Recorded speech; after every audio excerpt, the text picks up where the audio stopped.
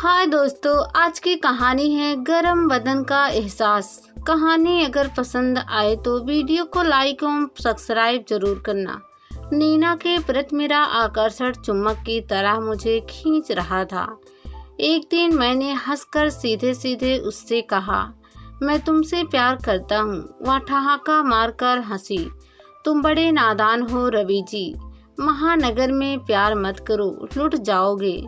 उसने फिर कहीं दूर भटकते हुए कहा, इस शहर में रहो पर सपने मत देखो।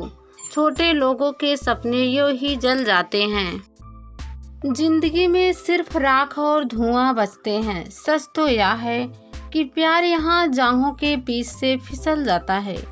कितना बेहुदा ख्याल है नीना। किसका? तुम्हारा? मैंने तलक होकर कहा। और किसका? यह मेरा ख्याल है। वह हैरान सी हुई। तुम यही समझे तो मेरा है। ओह, उसने दुखी होकर कहा।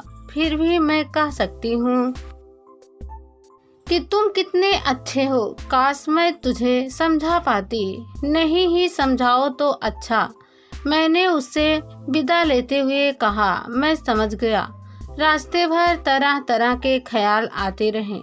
आखिरकार मैंने तय किया कि सपने कितने भी हसीन हो, अगर आप बेदखल हो गए हो तो उन हसरतों के बारे में सोचना छोड़ देना चाहिए। मैं नीना की जिंदगी से कट सा गया था। मैं नीना को एक बस के सफ़र में मिला था। वह भी वहीं से चढ़ी थी जहां से मैं चढ़ा था, और वहीं उतरी भी थी। कुछ दिन में हेलो हाय से बात आगे बढ़ गई। वह एक ऑफिस में असिस्टेंट की नौकरी कर रही थी। बैठना उठना हो गया। वह बिंदास थी पर बेहद प्रैक्टिकल, कुछ जुगाड़ू भी थी। मेरे छोटे मोटे काम उसने फ़ोन पर ही करा दिए थे। उस दिन मैं फैक्ट्री से देर से निकला तो जंक्शन रोड की ओर निकल गया। दिल यूं ही दुखी था क्योंकि फैक्ट्री में एक हादसा हो गया था। बार बार दिमाग में उस लड़के का ख्याल चेहरा आ रहा था। मैं एक समाज पार्लर के पास रुक गया। यह पुराना शहर था। अपनी स्मृति में इतिहास को समेटते हुए मैंने घड़ी देखी। 7 बज रहे थे। मैं थकान दूर करने के लिए घुस गया। अभी मैं जायजा ले ही रहा था कि मेरी नज़र नीना पर पड़ी। तुम यहाँ? मैं इसी पार्लर में काम करती हूँ। पर तुमने तो बताया था कि किसी ऑफिस में काम करती हो। हाँ, करती थी। फिर सब यहीं पूछ लोगे क्या? कहते हुए वह दूसरे ग्राहक की ओर बढ़ गई। नशे से लुढ़कते थुथुलाते लोगों के बीच से वह उन्हें गरम बदन का एहसास दे रही थी। यह देख मुझे गहरा अफसोस हुआ। मैं सिर्फ हेड सामान लेकर वापस आ गया। रास्ते में मैंने फ्राई चिकन और रोटी ले ली थी। कमरे में पहुंचकर मैंने अभी खाने का एक गस्सा तोड़ा ही था कि मोहन आ गया। आओ मोहन, मैंने कहा। बड़े मौके से आए हो तुम, क्या है? मोहन ने मुस्कुराते हुए पूछा। वह एक दवा की दुकान पर सेल्समैन था। पूरा कंजूस और मजबूर आदमी। अक्सर उसे घर से फोन आता था जिसमें पैसे की मांग होती थी। इस कबूतर खाने में इसी तरह के लोग किराएदार थे जो दूर कहीं गांव घर में अपने परिवार को छोड़कर अपना सलीब उठाए चले आए थे। मैंने थाली मोहन की ओर खिसकाई। बिना चूं चूं किए वह खाने लगा। मोहन बोला, यार रवि, तुम ही ठीक हो। तुम्हारे घर वाले तुम्हें नोचते नहीं। मैं तो सोचता हूँ कि मेरी जिंदगी इसी तरह खत्म हो जाएगी कि मैं वापस भी नहीं जा सकूँगा गांव। पहले यह सोचकर आया था कि 2 से 4 साल कमा कर लौट जाऊँगा, मगर 10 साल होने को है मैं यही हूँ। सुनो मोहन, मुझे फ़ोन इसलिए नहीं आते कि मेरे घर में लोग नहीं हैं, बल्कि उन्हें पता ही नहीं है कि मैं कहाँ हूँ, इस दुनिया में हूँ भी कि नहीं। यह अच्छा है। आज जिस लड़के के साथ हादसा हुआ, अगर मेरी तरह होता तो किस्सा खत्म था, पर अब जाने क्या गुजर रही होगी उसके घर वालों पर। एक बात बोलूं?